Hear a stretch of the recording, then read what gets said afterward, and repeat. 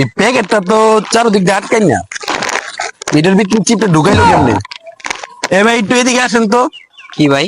ভাই এই প্যাকেটটা তো চারদিক দিয়ে আটকেন না, এটার ভিতরে চিপ ঢুকাইলো কেমনি? ভাই এটা তো খুব জটিল কথা।